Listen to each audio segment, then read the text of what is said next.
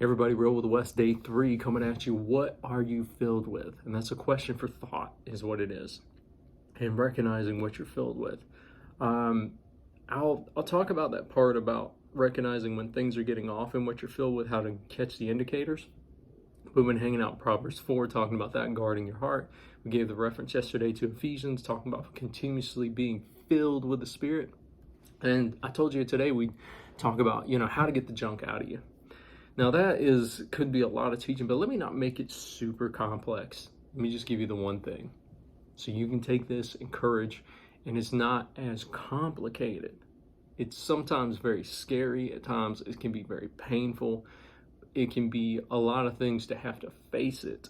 That's what it can really be. It's not a fun process. That's more what it is. It's painful because you're dealing with a lot of traumatic and painful things. But being complex is not necessarily true. And here's what it is. When you're continuously being filled, you can try this. You ever taken a glass that has a substance in it? Let's say it's got Coke in it. Nothing against Coke when I talk about soda in it. It's got soda in the glass. Well, if you take water and you continuously to pour water, let's say you take your kitchen faucet, turn the water on, it's running wide open. You put that glass full of soda in there and you put it underneath the water spigot. Well, that water starts running in. Well, what happens? The water starts pushing out and bringing out the soda. Now, immediately, first what you got is diluted soda water when that first starts. But if you continuously do that, it's going to keep pushing out soda, pushing out soda, pushing out soda. Now, at first, the water's having to come out. It's a mixture. It's this tasty. You don't want to drink that stuff. You don't want to touch that stuff because it's going to be this messed up flavor that's just going to taste all kind of funny. But imagine if you stand there for, let's say, probably even 2 or 3 minutes of just continuously letting that water run in that glass full of soda. Well, eventually it's going to push all the soda out, and there's only going to be water in that. And that's the same way it is with our hearts before God, where I talked about continuously being filled, and your heart is full of crud.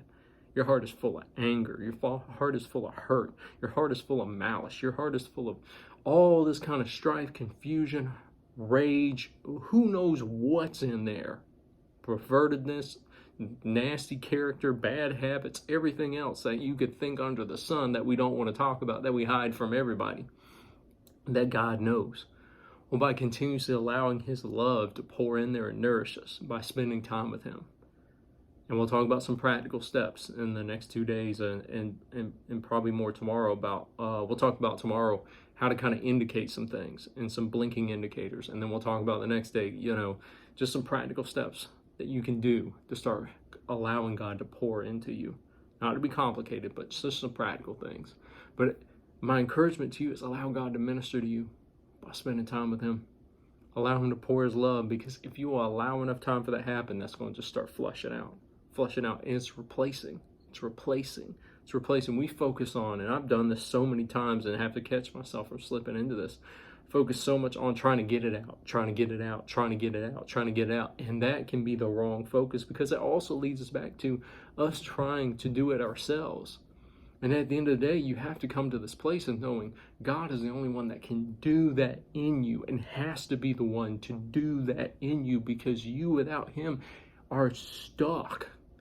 You without Him, all the therapy in the world, all the things in the world, because therapy is only giving you the tools to help you collaborate and do that, by the way.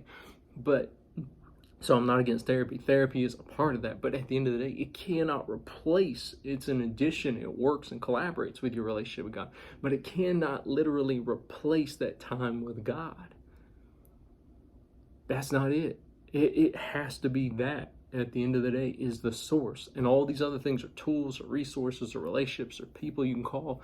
But after you've done all those things, and those things have helped you, led you to a place to make a decision, really ultimately should lead you to the decision of how to sort through, locate yourself, get some practical tools, how to process things from a natural standpoint and a psychological standpoint, which is great.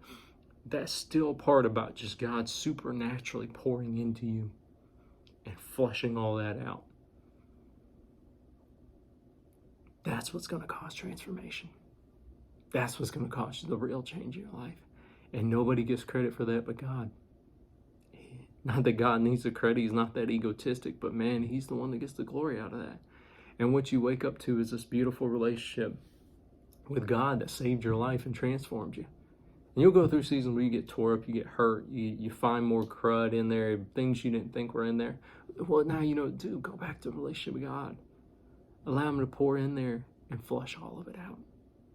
All right, guys, I'm going to keep it simple. I told you I wasn't going to go really far and deep into it. It's like, is it really that simple, Wes? I'm like, yeah. It really is if you give it enough time and you put the work in a part of just permitting God to work in your life and nourish you and pour into you. All right, guys, that's all I got for you today. I'll catch you tomorrow.